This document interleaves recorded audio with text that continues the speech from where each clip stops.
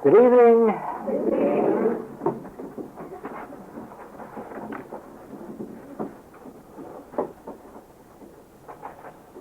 First of all, may I welcome the students who are here from far places,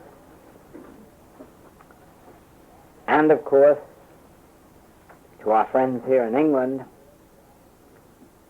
There is so little that I can say to you about our joy at being here. Just the fact that we are here, and more especially at this time of the year, tells you that it was very difficult to stay away this long. Now, about the program,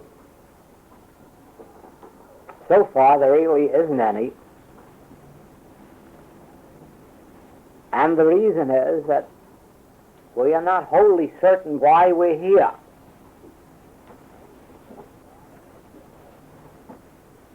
It just happened that Emma awakened one morning and asked if I didn't feel an itch in the back of my feet. And I said no, and she said she felt wings sprouting.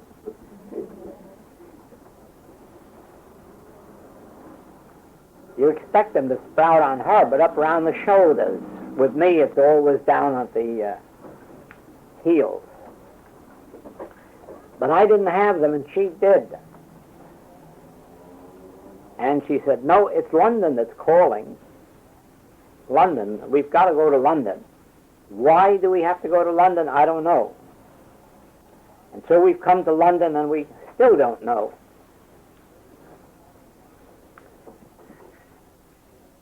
Undoubtedly, as long as we're here, there will be a Tuesday night program, either here or somewhere else, probably somewhere else if we can find a larger place. And certainly there will be the Sundays at Mary Saw, beyond all doubt. And if anything else evolves, you will know about it quickly. But the one thing that you should know is this. You remember that in 1958, when we were in Holland, that the voice told us to go home, cancel all of our class and lecture work, and wait for a message. And we did this, and when the message came, it was to the effect that our students did not know the healing principles of the infinite way. And therefore, for a solid year of 1959, all of the classwork was devoted to the specific healing principles of the infinite way. Now, the reason for this, you must understand. Almost everyone who has a metaphysical background, whether of unity or New Thought or Christian Science or any of the independent teachers, has a background of healing principles. But those of the infinite way are totally unlike any of the others, and therefore too many of our students with metaphysical backgrounds were continuing to practice a mixture of Christian Science and unity and New Thought, and really believing that they were practicing the infinite way. And so that year was devoted to the principles of impersonalization, nothingization, neither good nor evil, one power, none power. And of course,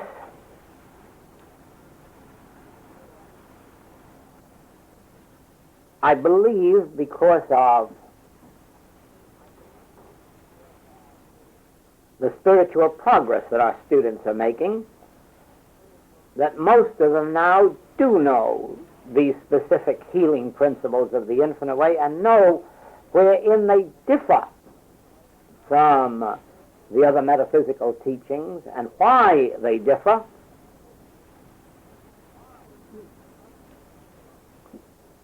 Then in 60, 61, and 62, the message began to take a different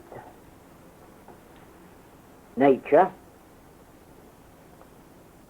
because it was leading us more into the mystical. We had one year there of raising the Son of God in you.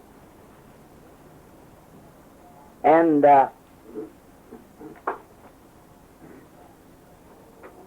then, when I returned home in December, I was solidly booked for January, February, March, April, and May with lecture and classwork. This is 1963 I'm speaking of. And again, it was necessary to cancel every single bit of it and stay home. Well, the impression was that I was going to take a rest. And in fact, in one of our weekly messages, I said very jokingly to the students there who were witnessing what was going on, that my song has been sung and I'm now going to retire. And of course they laughed because they saw what was taking place there. But all over the world that was taken seriously, and I've had just hundreds of letters congratulating me on my year of retirement and rest. But as it has turned out, 1963 has been the busiest year, the most active in work that I've ever had in my entire metaphysical and spiritual career.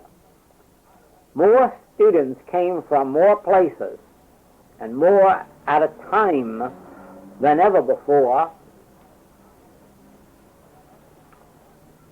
And so we began a program of, well, just a Sunday talk to about 35 students, which became a Saturday talk to 45, and a Sunday talk to 77, and a Friday talk, and a Monday talk, and a Wednesday talk. And then, of course, those who came from far places felt they should have an interview, and really they were entitled to it from the distances they came. But how do you squeeze it all in? Well, we did, some at least. And the mail kept up. Oh, you remember the famous Infinite Way mail. You've heard about that for years. Well, finally, after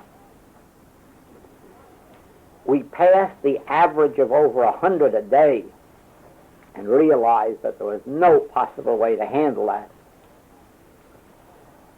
I sent letters to England, Australia, New Zealand, South Africa, a few other places,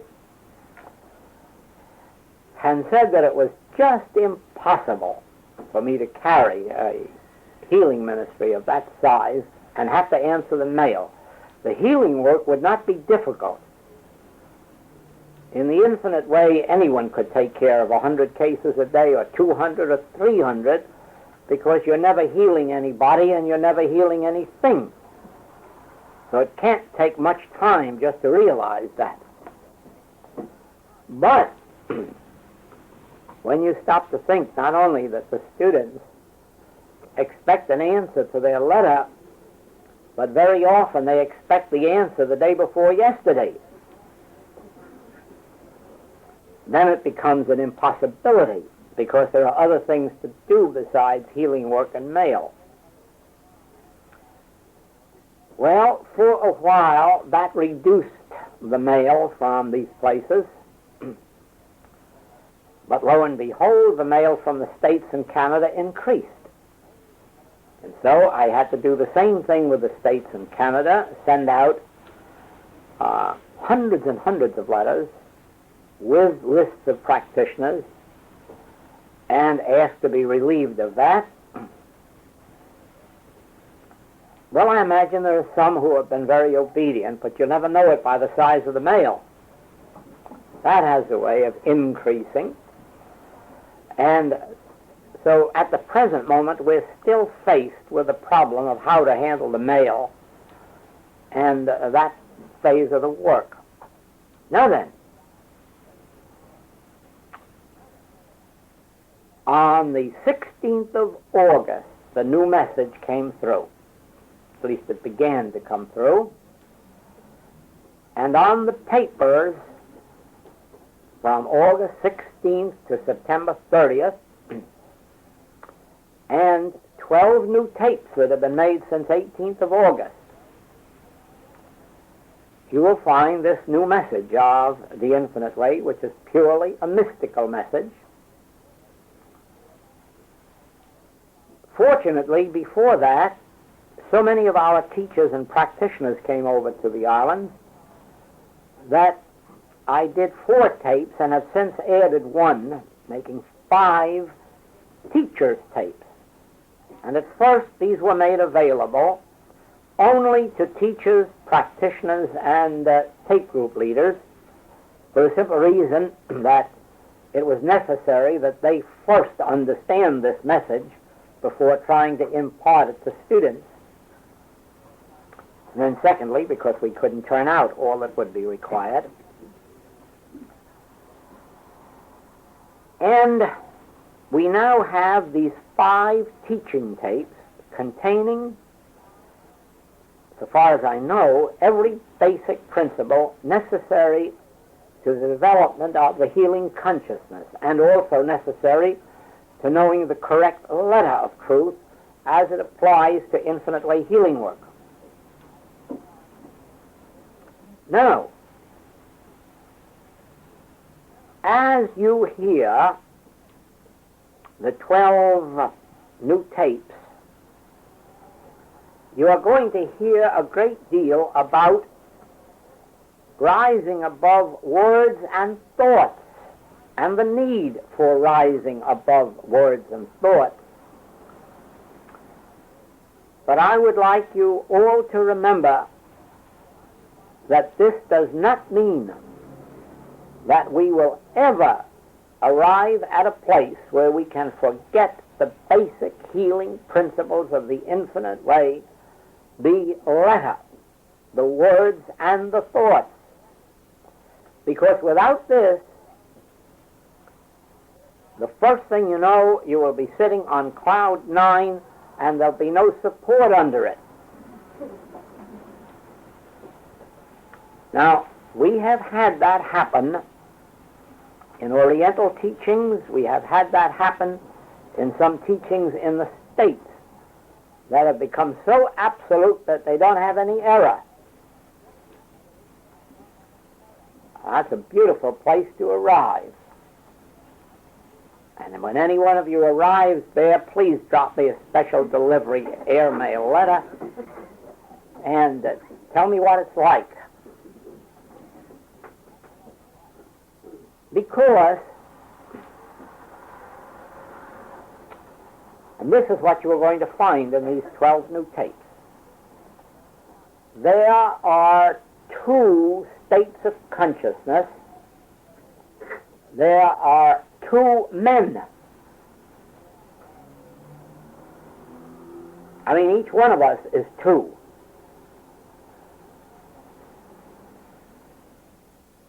There are 2 levels of consciousness. There is the first chapter of Genesis,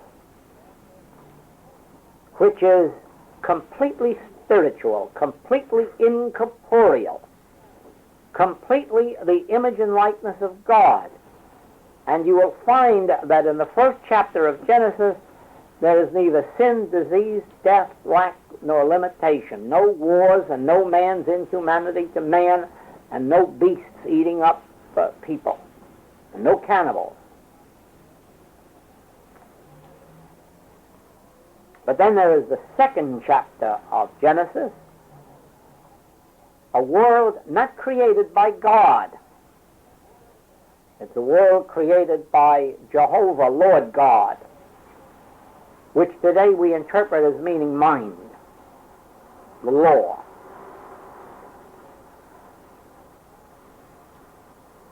When you are living in the second chapter of Genesis, and you were born into that. You were not born into the first chapter of Genesis, I can assure you.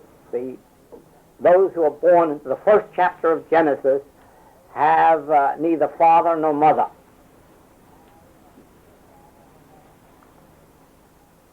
They are Melchizedek. They are incorporeal.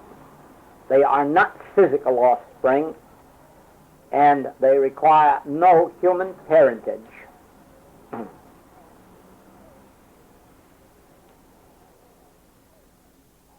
But we who were born of human parents were born into the second chapter of Genesis, or what metaphysically would be called mortal consciousness, human consciousness. And this means literally a consciousness of good and evil. Now please always understand what you mean when you say mortal consciousness or human consciousness, or, if you prefer the language of Paul, when you speak of the natural man, that man who is not under the law of God, neither indeed can be, who receiveth not the things of God, who knoweth not the things of God. Remember, that's the human race. And what makes them the human race is that they were born into the belief in good and evil, two powers. If you could remove the belief in two powers from our consciousness, we would be divine. Right here on earth, as we are in these very bodies, we would be divine if only you could separate us from this universal belief in two powers. Because this is all that constitutes humanhood. It is what makes us believe that by destroying the enemy we can live, or by destroying our competitor we can prosper, or by taking away somebody's freedom we can become greater. All of this is embraced in the belief in good and evil.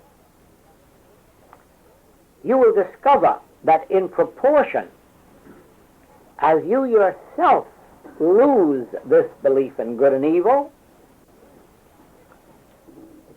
in that degree you will find it impossible to do evil or be evil unto anyone, friend or enemy. You will not be arguing whether or not Canada or the United States should sell wheat to Russia when you're in divine consciousness, because you will say, Russian people are even as we are, and they must eat even as we must eat, even if we do not agree with their ideology, and starving them to death is not the way to save democracy and Christianity. Therefore, in proportion as you could feed your enemy, heal your enemy, pray for your enemy, forgive your enemy, you would be in the Christ consciousness announced by the Master, that which constitutes my kingdom, my consciousness, my grace. Because we are told that God's rain falls on the just and the unjust. You see, standards that are absolutely right for the human being would be so wrong for the person on the spiritual path that it would be as if they lived in two worlds, as indeed they do. Now, in this world of the natural man, that man, remember, who is not under the law of God, who receiveth not the things of God and knoweth not the things of God, in this world evil is very real. sin is real. If anyone doesn't think so, just let them visit some of the famous red light districts of the world, whether in London or Paris or New Orleans or some other place that is famous for it, and I'm sure it will not take you long to be convinced that sin is very real in that sense. When you are in the higher consciousness, you can walk into the same place and declare sin is not real, and watch how sin disappears right before your sight.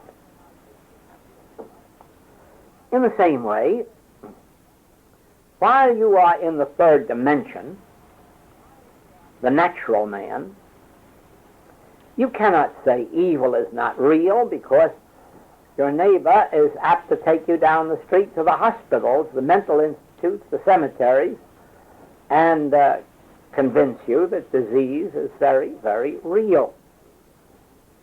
And more especially, if you were to speak to some of the ministers who have tried so hard to heal disease by prayer and failed, I'm sure they too would soon convince you of the reality of disease. But disease is not real in the presence of those of the fourth dimension, the children of God, those who have attained spiritual light.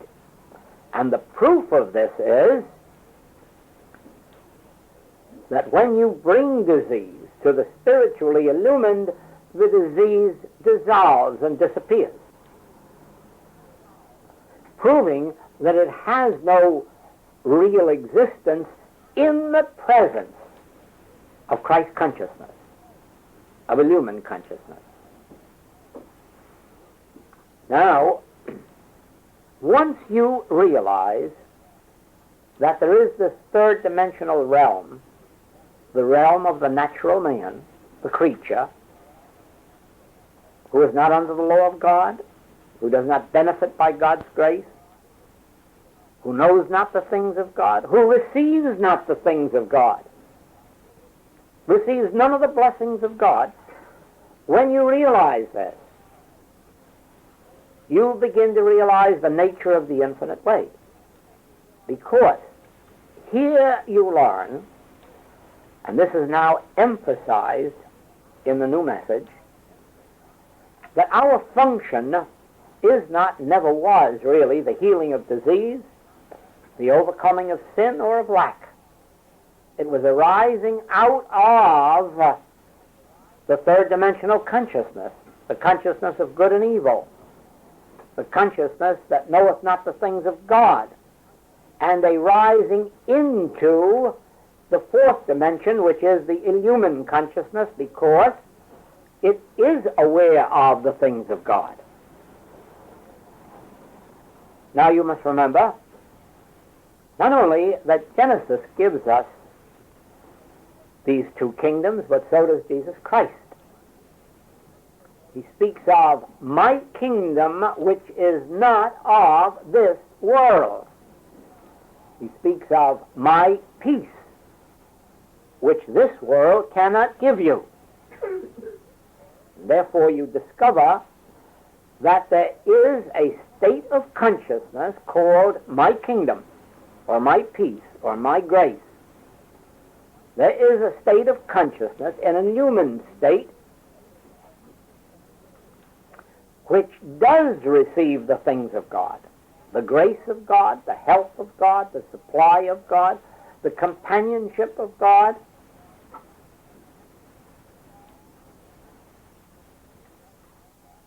Now, you well remember in the old metaphysical days when we were so busy trying to demonstrate companionship and demonstrate supply and demonstrate a home and demonstrate health, and wondering why it so seldom took place. The answer is that if you want these things in the third dimensional realm, you have to be a go-getter and go out and get them. Earn them if you can and steal them if you can't. And if you're a nation, go to war for them. Because all's fair in love and war, it is said. But in the fourth dimensional realm, the spiritual realm, the illumined realm,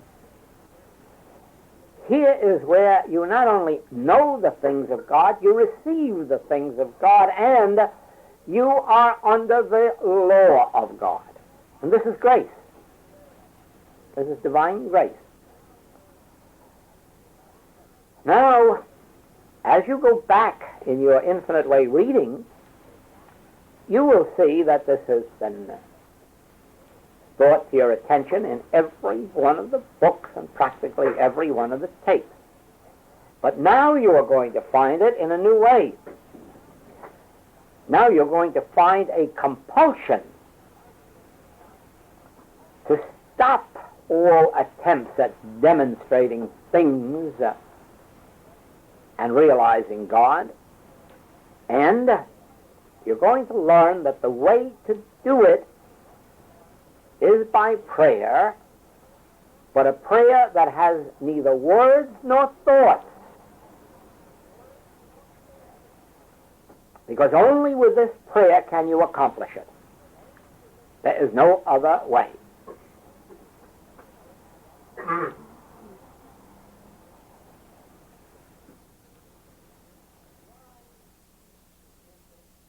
Why is this true? Well, there are still some of our students who believe that they know truth. In fact, I get letters once in a while telling me of the great progress they are making in knowing truth and learning the truth. And of course, if ever there is an impossibility, it is that anyone knows any truth. You may know some truth about the truth, you may know some things and statements about the truth, but the truth you cannot know. And why? Truth is infinite. How are you going to encompass it in your knowing? How are you going to get infinity into your mind?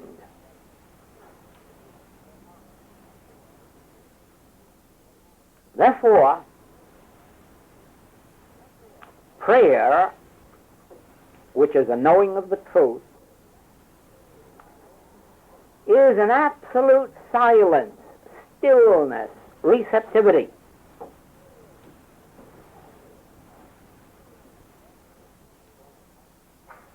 Then when that deep breath comes, a click or a message, truth has revealed itself to you. You don't know the truth. Truth has revealed itself to you, but not to your mind, within your consciousness, which also is as infinite as truth. There's a difference between knowing with your mind and knowing with your consciousness.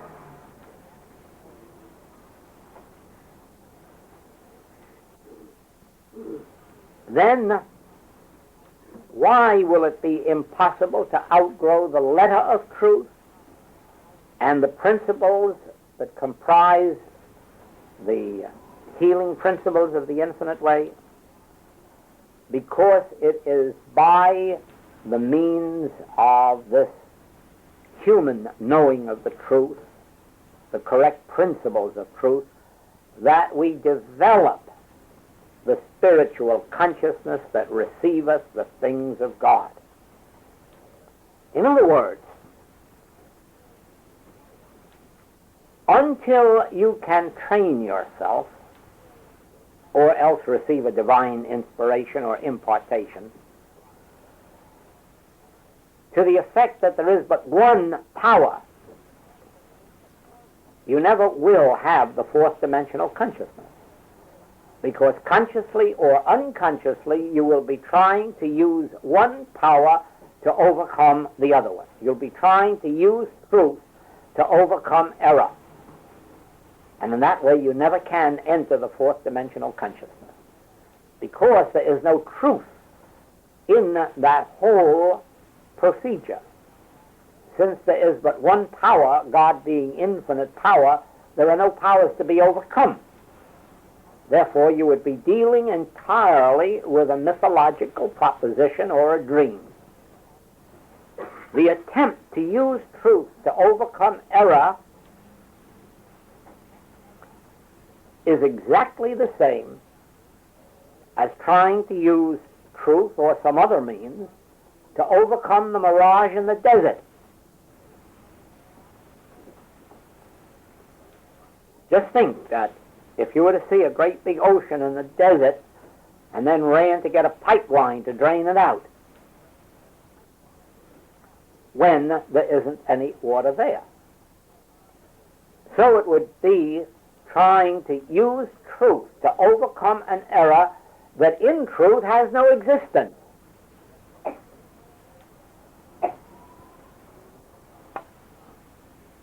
In the same way, you have all witnessed the fallacy of praying to God to save dear Mrs. Jones, who is such a lovely woman and has 4 beautiful children to raise, and then dear old God does nothing about it except provide a funeral. And then we say, how could that happen? Oh, how could God do that and leave these 4 innocent children?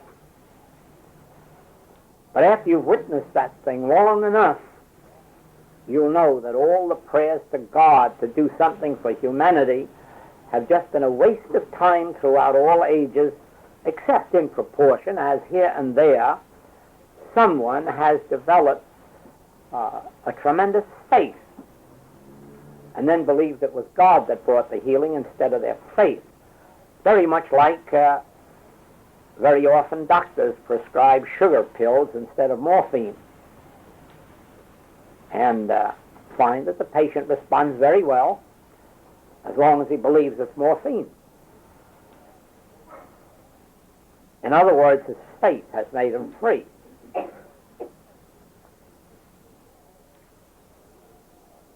So, you will discover that the basic healing principle of the infinite way, which is really an understanding of the nature of error, understanding its nature as non-existence, as appearance, as universal belief, as a belief in 2 powers. Understanding this is far more efficacious in healing than walking around saying, I am God. And that's a pretty powerful statement. But it doesn't do all the healing work that it should. Now, as you bring yourself to the realization that there is but one power, and I am not to be using one power over another, as you bring yourself to the place that there is nothing good or evil in this entire world. Only God is good and God is spirit. And nothing else has qualities. The qualities that we experience are the qualities, first, that universal belief has given them, and secondly, that we sometimes individually create ourselves. You have last month a concrete illustration of this. In 1935, a medical doctor came to me to ask to have some of these principles explained to him because he had witnessed some very wonderful healings. And I used, in teaching him, I used as an example the universal belief that you can catch cold by sitting in a draft or getting your feet wet. And before I was through with him, I convinced him, I convinced the medical man that not even physically can you catch a cold by sitting in a draft or getting your feet wet, and that nobody ever has. And he saw that so clearly that he began to work with it to prove it. And then last month you undoubtedly read in the Reader's Digest that the medical world has accepted the fact that you cannot catch cold by sitting in a draft or getting your feet wet.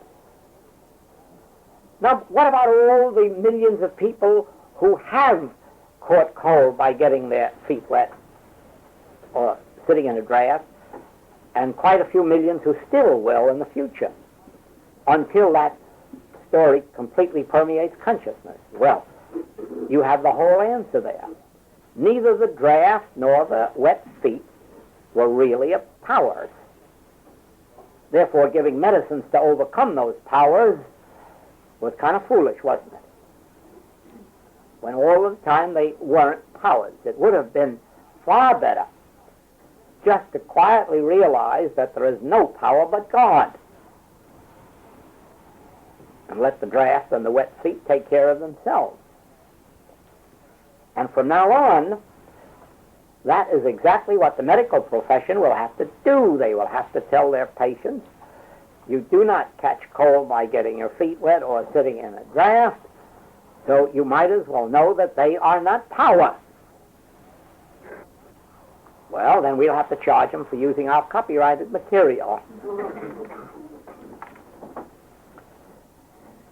But you see that eventually, just as we in our practice, we are proving that germs are not power, disease germs.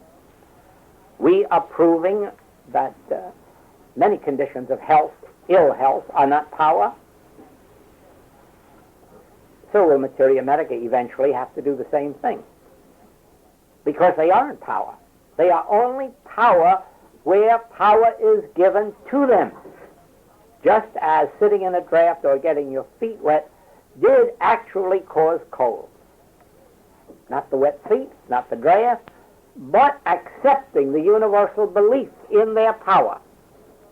The power they didn't have, as is now announced. Therefore, it was placing a power where it did not exist. So it is that in metaphysics, people have suffered burns and found that with the right metaphysical treatment, they were quickly healed, freed of pain, and even had scars removed.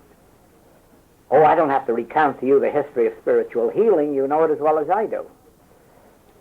But why I am bringing it up is to convince you that the power never was in the condition. The power was never in the disease.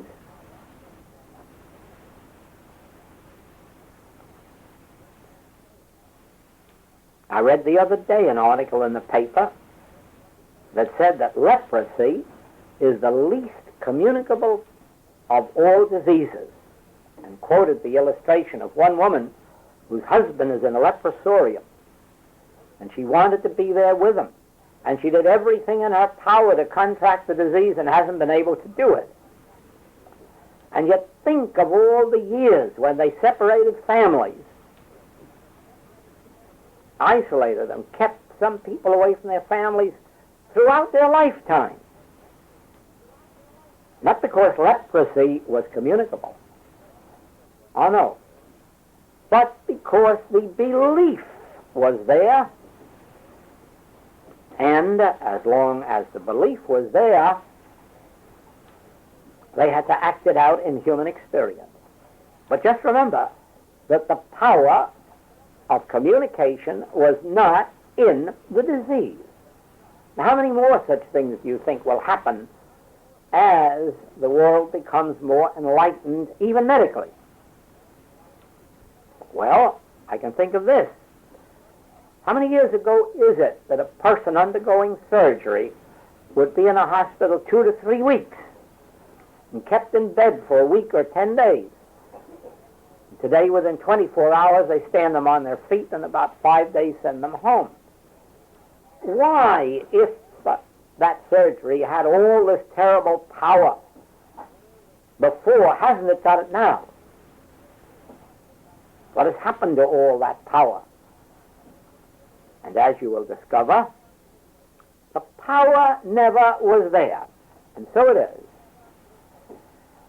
that the Master, who is of all people best known as a healer and for his realized state of Christ consciousness, uses as his basis, resist not evil.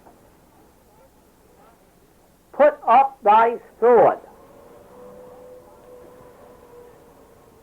All of which is stating there is no power out there. There is nothing to fight out there. Put up thy sword. Put up thy mental sword. Resist not evil. There is neither good nor bad, but thinking makes it so.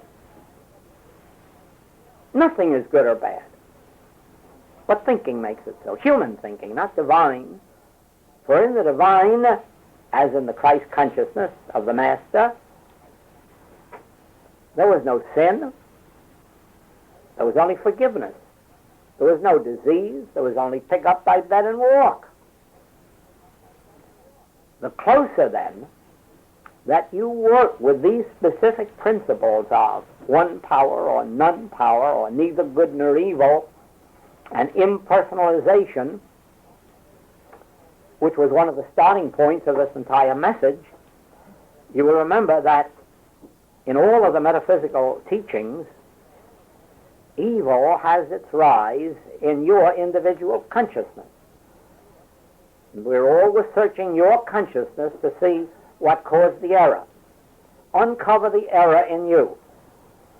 Or search yourself to see what you are thinking or doing erroneously. And you see, the very first revelation that I had on healing work was that not one of the teachings was true, because no error has its rise in your consciousness. I do not care what error you are expressing. It did not originate within you, and it can't be healed within you. You must lay the axe at the root. And the root of all evil is the universal belief in two powers, what Paul called the carnal mind, the mind of good and evil. When you lay the axe at the root, you don't have to treat a person. You don't have to treat a disease. As a matter of fact, I don't know how you could possibly know what disease a person has, because so much of it is mistaken identity.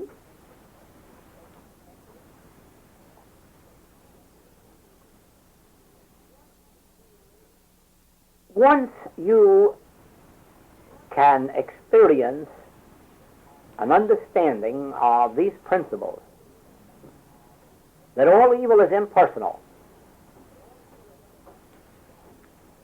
that it does not have its rise in any individual, you will begin to have the secret of healing work, because you will not attach the sin, the disease, the wrong thinking, or anything to that individual. Well, I'm sure you know that, most of you do, that in the Roman Catholic Church, all evil is personalized. The sin is in you, and you are always being punished or going to be punished for the sins of your omission or commission. But this will no longer be. This too is being changed, since Pope John has revealed that he discovered a philosophical doctrine. It's not to be found in the Catholic Church, but it is found in a philosophical doctrine, that you must not attach the evil, the error, to the person, because they at all times have the full dignity of their humanhood, and regardless of how depraved they may become, They must not be blamed for their sins, because they have sufficient grace within them so that at any moment they may awaken to the fullness of their human identity. We call that fullness of human identity Christhood, spiritual sonship. And so it has been discovered in our practice for 30-odd years that when you stop searching for error in a person, when you stop blaming them for the error that they're committing, when you stop telling them that they have to stop it,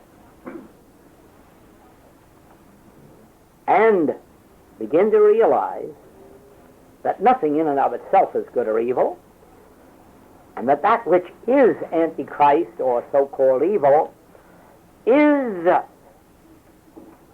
the universal, the carnal, the mortal, the sense of two powers, the universal belief in two powers. And when you have thus impersonalized it, you have lifted your consciousness closer to the Christ consciousness, and then you discover why you do not have to resist evil. You do not have to tell sinners to stop sinning and thereby probably force them to do a little extra sinning, even against their own will. You do not have to tell nervous people they shouldn't be nervous.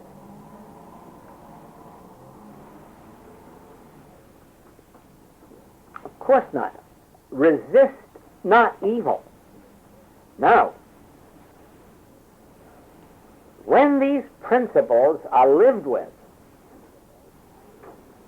until they lift you out of the consciousness that fears two powers, or fears a negative power, or even thinks of using a good power to overcome a bad power, when you are lifted to that consciousness, you will discover the prayer that is without words and thoughts, because now, when you're called upon for help for yourself or another, you don't have to think of the person, you don't have to think of the condition, you don't have to think of finding a God to do something or getting a God power to do something. You are now free to turn within and say, "Speak, Lord, thy servant heareth," and then just be still until truth reveals itself to you. It may voice it. When he utters his voice, the earth melteth. Not when you declare a lot of truth, not when you deny error, not when you affirm truth. When he utters his voice.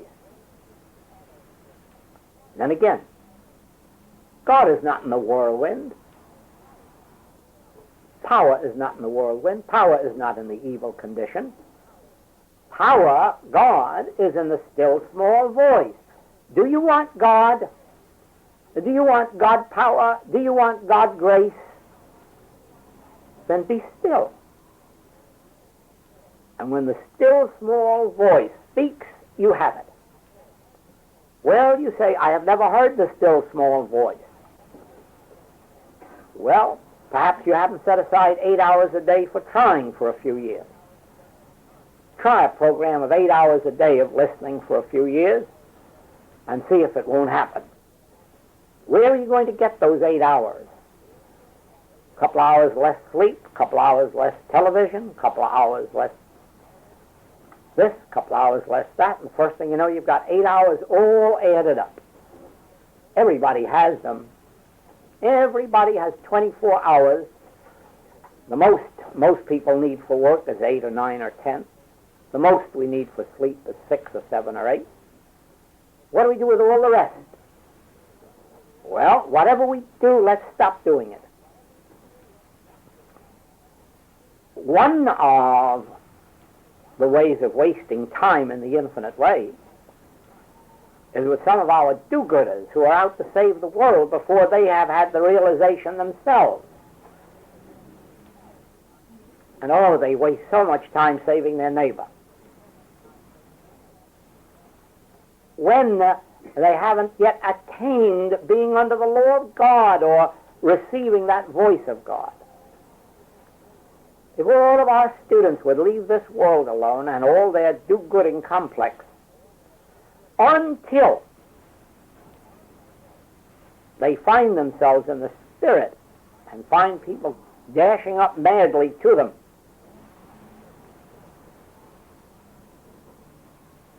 an experience which we just learned about today. A man who needed help healing heard in his inner self a name and a city. He didn't know the name and he didn't know he knew the city, but he didn't know the name, didn't know the identity. But he looked them up. When he called the man, sure enough, he was a practitioner. But this man who heard the name didn't know it. Evidently, he had some degree of listening in his soul. When the need was there, the still small voice told him where to go for help, and he received help. This happens many, many, many times, that people are directed to us either by hearing a name or being told about it. Or as one lady wrote in today's mail, that she is a very sincere student of the Infinite Way, having found her first copy in a trash can somebody had thrown away. Well, that's a divine leading. She must have been listening in order to be led there and to see it, because, you know, you could go to a trash can and it could be there and you wouldn't see it. There has to be a degree of listening, of inner seeing.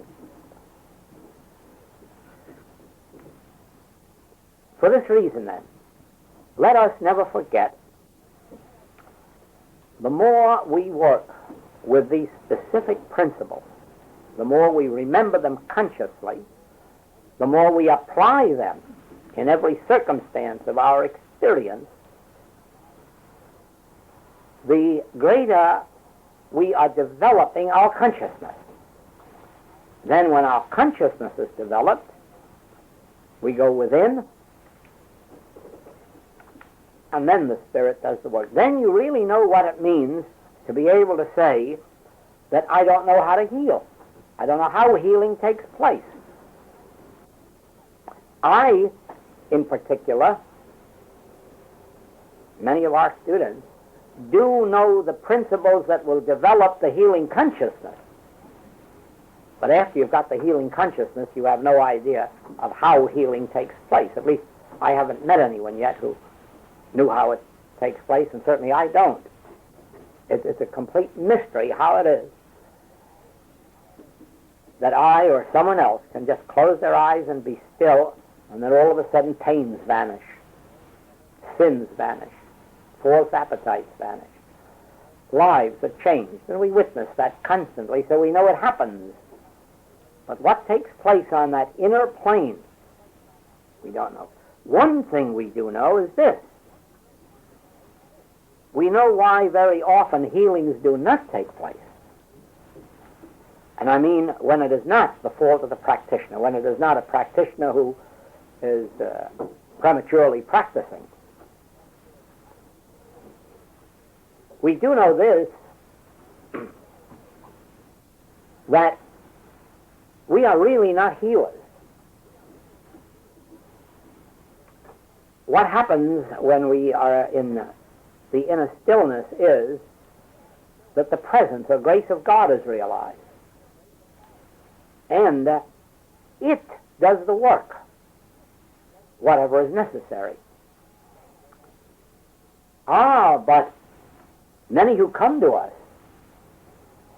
do not come for a realization of God. They come and insist that we find them a companion or a new home or a new position or double their salary or remove the lump or remove the fever in a hurry. And we speak of the kingdom of God, and we're told we'll come to that later, after the supply has been demonstrated, or after the new home has been demonstrated, or the new husband or wife, whatever it may be. And in states of consciousness of that kind, healing is difficult and sometimes impossible, and the sad thing is that many people do not realize that they are that very state of consciousness. They very honestly believe they are seeking the kingdom of God, when if you were to tell them that, well, now, you know, you may not get this healing, very quickly they discover that they weren't interested either in the kingdom of God. And so it is that consciously and sometimes unconsciously, we really believe that we are on the spiritual path when we are only seeking to use the Spirit for some purpose. Now, you know how many times it is referred to in our writings and lessons that God is not a servant. And I think that if our students would remember that sentence often when they are turning to the Father, remember that God is not a servant, and jack themselves up and see if subconsciously they really weren't going in and asking God to do them a favor, or bring about this healing, or in some other wise be a servant. Whereas on the spiritual path, there is but one attitude. We are servants of God. Now, the closer one becomes to being a master, the more a servant they are. And this you will very quickly discover, as many of our practitioners have, that the closer they got to a good healing consciousness, the less time they had for themselves, for their families, for their friends, for their amusements, their entertainments, the more time they were the servants of their patients, day and night and night and day. And those who have become teachers, and we have some very successful ones, are learning also. They are not only servants of their students, but they're becoming dividend payers for the airways and hotels. Oh yes, you begin to undertake to support all of the airlines and hotels and restaurants once you get onto this path too.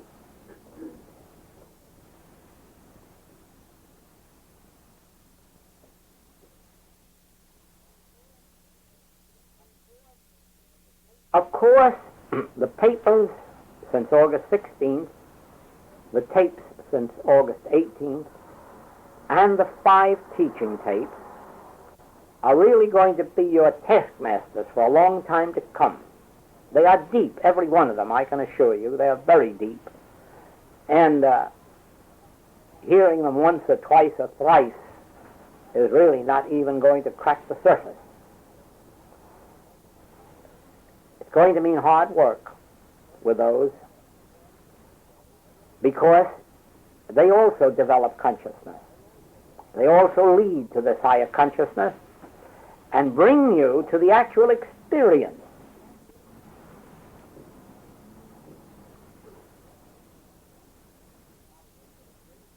Probably for this reason, I don't know why I'm in London.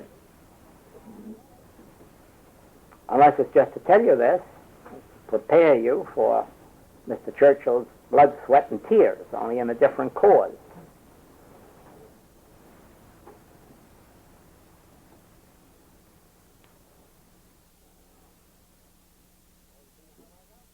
It may be, however, that further light will be given to us, because during this period, since August, a whole new activity has opened to us in the infinite way. And this, I'm sure, I will have the opportunity of imparting to you while we're here.